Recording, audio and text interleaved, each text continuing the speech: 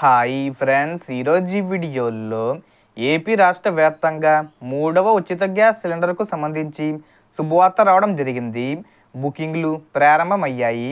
అయితే ఇది కొత్త విధానంలో పంపిణీ చేస్తున్నారా లేదా పాత విధానంలోనే బుక్ చేసుకోవాలా? అంటే ముందు ప్రభుత్వం డబ్బులు విడుదల చేస్తారా లేదా ఎప్పట్లాగానే ముందు డబ్బులు పెట్టి కొనుక్కున్న తర్వాత అకౌంట్లో డబ్బులు పడతాయా? సో దానికి సంబంధించిన పూర్తి ఇన్ఫర్మేషన్ ఈ వీడియోలో తెలుసుకుందాం. సో అందరికీ తెలిసిందే, ఆంధ్రప్రదేశ్ ముఖ్యమంత్రి చంద్రబాబు నాయుడు గారు ఈసారి దీపం పథకం ద్వారా గ్యాస్ వినియోగదారులకు భారీ గిఫ్ట్ ఇచ్చారు. సంవత్సరానికి 3 ఉచిత గ్యాస్ సిలిండర్లు ఇప్పటికే ఒకటి అక్టోబర్లో దీపావళి కానుగ్గా, మరొకటి ఏప్రిల్ నుంచి రెండో సిలిండర్ పంపిణీ అయ్యింది. ఇప్పుడు మూడవ ఉచిత సిలిండర్ కోసం కొత్త విధానాన్ని ప్రభుత్వం అమలు చేయబోతుంది అని చెప్పారు. కానీ ఇది మూడో సిలిండర్ కాబట్టి ఎప్పట్లాగానే ప్రభుత్వం మనం డబ్బులు పెట్టి గ్యాస్ బుక్ చేసుకున్న తర్వాత మన అకౌంట్లో డబ్బులు విడుదల చేస్తుందని చెప్పడం జరిగింది.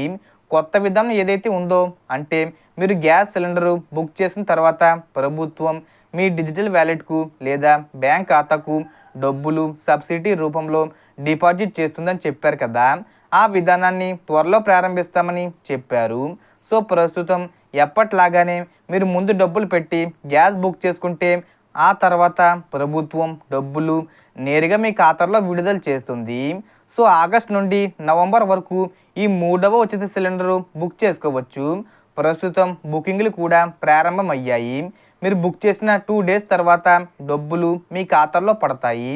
అందుకే ఎలిజిబుల్ అయిన వారు తప్పకుండా మూడో సిలిండర్కి సంబంధించి బుక్ చేసుకోండి. కాబట్టి మిస్ అవ్వకండి.